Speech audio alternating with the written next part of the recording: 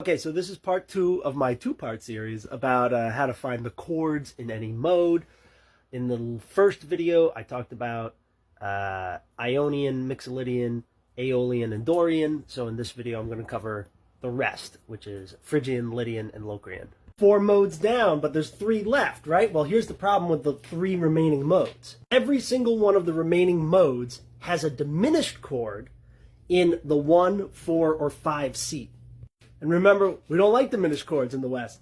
They kill the momentum for us. They stop the tune from sounding like it's going anywhere. They're this chunky, confusing, they're really just a stack of random notes. They don't really sound right or make sense. They just kind of like exist on paper. Because of that, because they have those diminished chords in the important seats, we out here in the West playing these popular style musics, we use those 3 remaining modes differently. We don't use them to do this 3-chord trick stuff. So for me personally, the things I memorize about those modes are very different.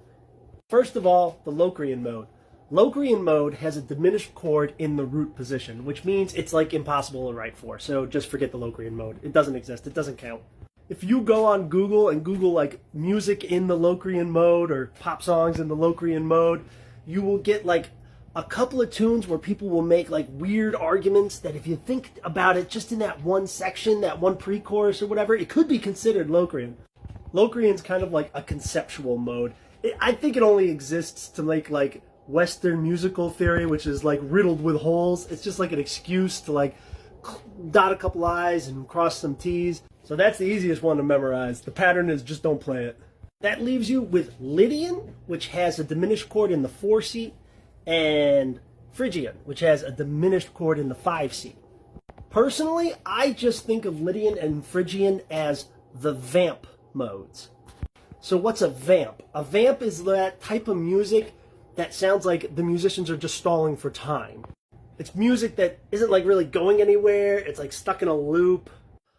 Both vamps are built off of going back and forth between the 1 chord and the 2 chord in the key. The difference is, in Lydian, the 2 chord is a whole step away, and in Phrygian, it's a half step. The Lydian vamp just works like this. You start on a major chord, whatever is the root of your key, then you go a whole step up and play a major chord there, and then you go back to the other one. And just loop for forever. The Lydian vamp has this like floaty, dreamy, kind of happy vibe to it. Mark the hopper and the game of life. Yeah, yeah, yeah, yeah. Andy Kaufman in the wrestling match. Yeah, yeah, yeah, yeah. Now, I'm just talking about chords in this video. The Lydian scale is famous for another thing. For Americans and Canadians and Australians and people in Europe, the Lydian scale is like the shortcut in our ears for science fiction music. Whenever we hear science fiction-y music, you're listening to a composer playing around with notes out of the Lydian scale. Because Lydian is essentially a major scale with a tritone in it, so it's like this kind of happy, kind of spooky sort of sound. Leaves only 1 left, which is the other vamp mode, which is the Phrygian vamp mode. And where the Lydian is the happy and dreamy one, the Phrygian is the scary vamp. So the Phrygian vamp basically looks like this. You go from the root chord, as long as it's a minor chord, then you go half a step up and you play a major or a minor chord. Technically, it has to be major to be like truly Phrygian, but a lot of times when you hear it in popular musics, people use the major or the minor or some other weird chord. But as long as the chord is half a step up, that's the Phrygian sound.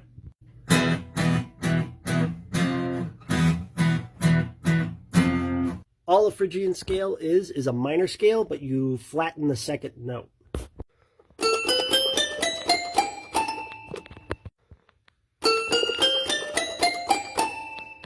I think the most iconic Phrygian vamp that everybody knows is Missy Elliott's Get Your Freak On. The whole song is just one Phrygian vamp. But there's lots of other ones, right? Gin and Juice by Snoop, Humble by Kendrick Lamar, those are all just Phrygian vamps. And of course you hear them in punk and heavy metal all the time. In fact, I say the shortest cut to like 90s metal and new metal is a Phrygian vamp for a verse and then a big open chorus. That way you get like a super tense angry, scary sounding verse, and then a big opening up. A lot of excitement and drama in the chorus. Alice in Chains, Tool, Korn, that whole sound is the sound of a Phrygian vamp going into an open chorus, I swear to God. So yeah, that's it. That's my method. Try it out. And if you don't like it, I don't care.